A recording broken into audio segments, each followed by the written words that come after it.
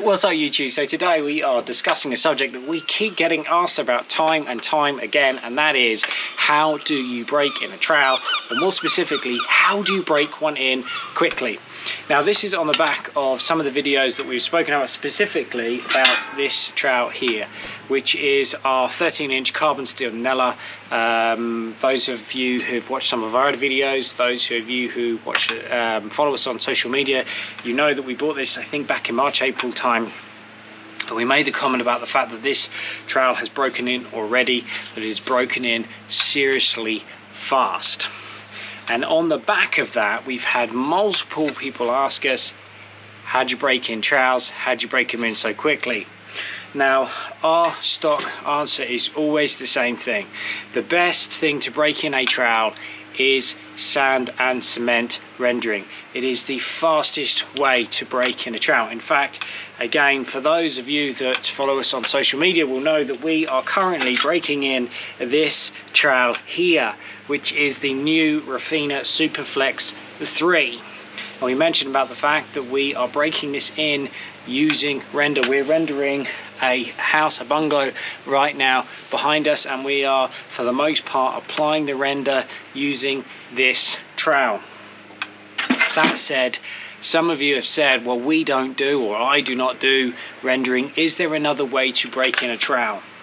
Well, the first thing to address with this subject is understanding what a broken in trowel is. Sounds like a stupid question, but it isn't in reality. Most people associate a sharp trowel with a broken in trowel. That is not the sign of a broken in trowel. The most important thing to remember when a trowel gets sharp is that is just a byproduct of a trowel being used. Yes, over time, carbon steel trowels, stainless steel trowels, flexible trowels, over time they become sharp, but they are broken in long before they turn sharp or razor sharp. In fact, for those that use Superflex trowels enough will know that they actually become so sharp that they actually become unusable and you have to blunt them down. So understand, a sharp trowel does not mean that it is broken in. So what is a broken in trowel? Well, when you first get a trowel, if it isn't pre-worn, what you find is the tips are very, very sharp.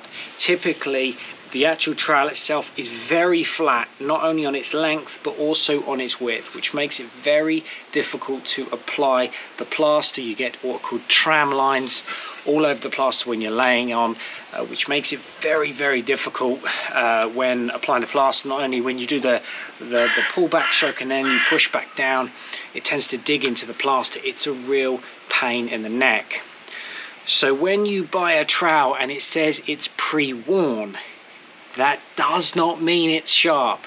What it means is it already has its shape already, namely it's curved across its width and across its length, and to some degree they've just knocked the square edge, as it were, off the edge of it. That's what it means. So with things like the Marshalltown Permashape, when you can lay on with that with pretty much no tram lines straight out of the box. So you need to understand that is what a pre-worn in trowel means, and then when they start to break in, they start to conform to the shape of your plastering style. So you need to understand that straight off the outset. That said, how do you break in a trowel quickly? Well, it's important to understand the three key aspects to breaking in a trowel. The first one is that you need weight, or you need pressure, which is why sand and cement is such a good product to use, because it is heavier than bonding, it's heavier than hardwall, it is heavier than plaster. So you've got the pressure on the trowel. The second thing you need is the aggregate. So the more aggressive the material, the faster it breaks in, the sharper, the faster it gets that sharp edge to it. Again, that is why sand and cement is the best thing to use. The last thing that you need to break in a trowel is time. Yes, at the end of the day, The saying goes, if something is worth doing right, it is worth doing properly. Yes, generally to break in a trowel properly, it takes time. You cannot rush these things to have them broken in properly. Now, yes, you can use sandpaper on these. You can use wet and dry. If you're going to do that, what I recommend is you use wet and dry sandpaper, which is used for when sanding down car body, the metal. And what you want to do is use contact adhesive and then stick it to something flat like MDF, something like that, or a worktop, and then use a similar motion you used to using a trowel to knock off the edges. But you need to appreciate that this is only sharpening the edge. It's not necessarily getting that curve that you need to take out those tram lines when you are plastering. But really, in my opinion, the best advice I can give certainly to new plasterers or those that want to buy a trowel and for it to be broken in pretty much as ASAP. I do apologise for the bird in the background. I'm being heckled by a crow by the sounds of it.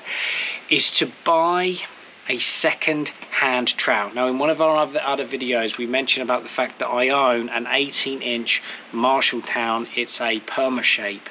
Now, I bought that completely broken in. I have no idea who broke it in. They must have had arms like Popeye, because there is no way I could have done that. The damage that it would have done to my body, breaking one of those in over a considerable amount of time, for me, it's not worth it. So I bought a trowel already worn in. That is the best thing you can do if you cannot wait to break one in, or you do not do sand and cement or something like that that's a heavy product.